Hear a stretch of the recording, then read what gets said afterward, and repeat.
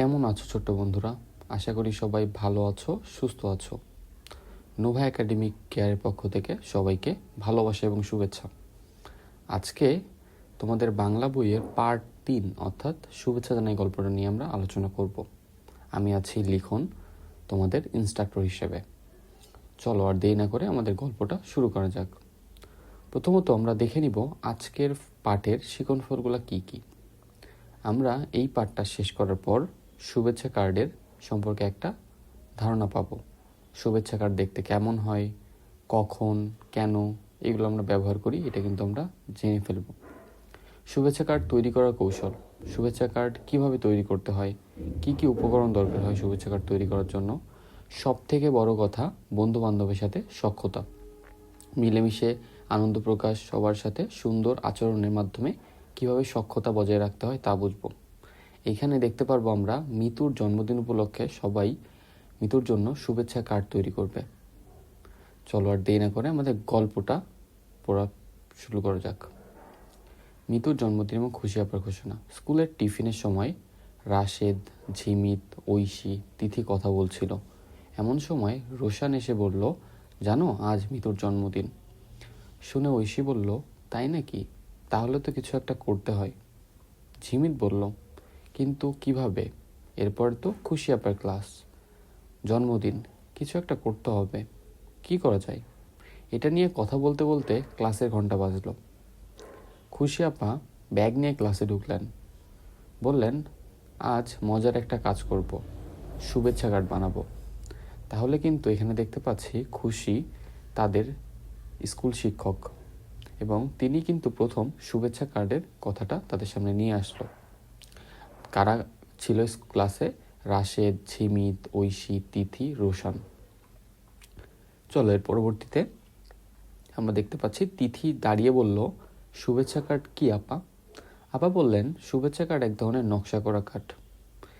এই ধরনের কার্ডে নানা আকারের হয়। মোটা কাগজ দিয়ে শুভেচ্ছা কার্ড বানানো হয়। শুভেচ্ছা কার্ড কিনতেও পাওয়া যায়। রোশান বলল, আপা শুভেচ্ছা কার্ড দিয়ে কি করা হয়? আপা বললেন, বিশেষ দিনে শুভকামনা জানিয়ে এরকম শুভেচ্ছা কার্ড দেওয়া হয়। নববর্ষ, ঈদ কিংবা জন্মদিনে শুভেচ্ছা কার্ড দেওয়া হয়। তাহলে এখানে কিন্তু আমরা দেখতে পাচ্ছি শুভেচ্ছা কার্ড কি। শুভেচ্ছা কার্ড এক ধরনের নকশা করা কার্ড। এবং শুভেচ্ছা কার্ড কখন দিয়ে কি করা হয়?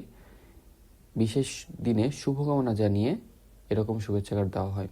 কখন দেওয়া যায়? নববর্ষ, জন্মদিন অথবা ঈদে। এর পরবর্তীতে দেখতে পাচ্ছি তিথি ফিস ফিস করে ঐশীকে বলল, মিতুর জন্মদিন উপলক্ষে আমরা শুভেচ্ছা কার্ড দিতে পারি।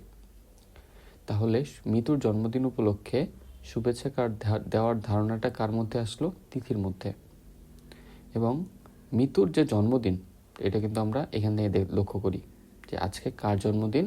মিতুর জন্মদিন। ঐশী মাথা জাকিয়ে সায় দিল।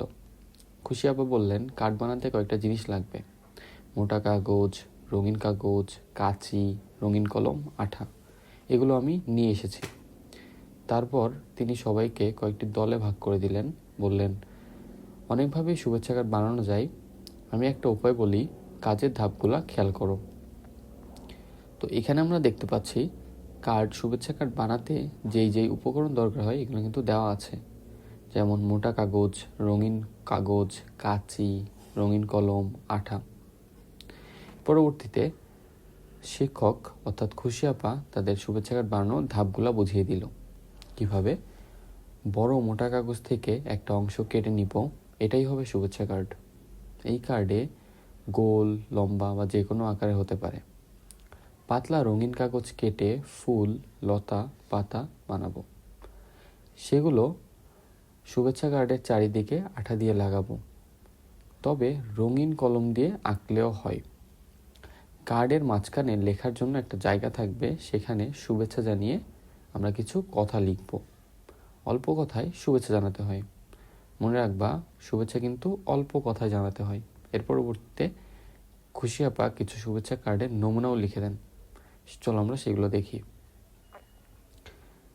এরপর আপা কাগজে কাঁচি দিয়ে দিলেন। প্রতিটি দলে কার্ড বানানো শুরু করলো। কিন্তু মুশকিল হলো কার্ডে কি লিখবে, লেখা নিয়ে। শুভেচ্ছা কার্ডে কি লেখা যায়? খুশি আপা বললেন, বিশেষ দিন, ঘটনা বা উৎসবে কার্ড দেওয়া হয়, তাই উপলক্ষে কার্ডে কথা লেখা যায়। এরপর তিনি বোর্ডে 3টি শুভেচ্ছা কার্ডের চমৎকার নমুনা দিলেন। নমুনাগুলো কি কি ছিল চলো দেখে ফেলি। জন্মদিন উপলক্ষে আমরা লিখতে পারি, তোমাকে জন্মদিনের শুভেচ্ছা। অভিনন্দন জানানোর জন্য লিখতে পারি, বিতর্ক প্রতিযোগিতায় পুরস্কার পাওয়ার জন্য তোমাকে অভিনন্দন। নমুনা 3 আমরা দেখতে পাচ্ছি, নববর্ষ উপলক্ষে, নববর্ষ তোমার জীবনে বয়ে আনুক আনন্দ। এইখানে আমরা 3টা কার্ড দেখতে পাচ্ছি, জন্মদিনের জন্য একটা শুভেচ্ছা কার্ড, অভিনন্দন জানানোর জন্য একটা শুভেচ্ছা কার্ড, শুভ নববর্ষের জন্য একটা শুভেচ্ছা কার্ড। আমরা এই যে বিয়েতে দাওয়াত দেওয়ার সময় প্রাচীনকালে বা এখনও কিন্তু কার্ড দেওয়া হয়, এই কার্ড কিন্তু এই শুভেচ্ছা কার্ডই দেওয়া হয়। তাহলে এই রীতিটা কিন্তু অনেক আগের রীতি, যেটা এখনও বহমান। এর পরবর্তীতে সবাই দলে ভাগ হয়ে গেল। খুশি আপা কয়েকটা কার্ড দেখে অবাক হলেন। একটাতে লেখা মিতুকে জন্মদিনের শুভেচ্ছা, অন্য একটাতে লেখা মিতুর সামনের দিনগুলো আরও সুন্দর হোক। আপা মিতুর দিকে তাকালেন এবং বললেন, আজকে মিতুর জন্মদিন? মিতু লাজুক ভঙ্গিতে বলল, হ্যাঁ।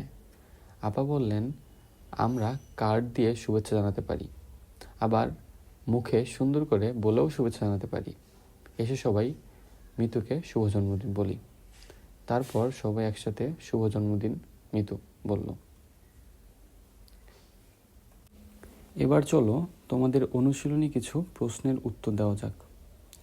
আমরা এখানে দেখতে পাচ্ছি প্রথম প্রশ্ন, শুভেচ্ছা কি?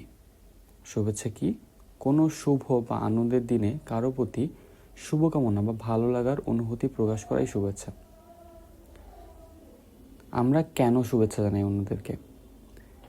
অন্যের বিশেষ দিনে নিজের আনন্দ বা শুভকামনা ভাগ করে নেওয়ার জন্য এবং সুন্দর সম্পর্ক বা সখ্যতা বজায় রাখার জন্য কিন্তু আমরা অন্যকে শুভেচ্ছা জানাই।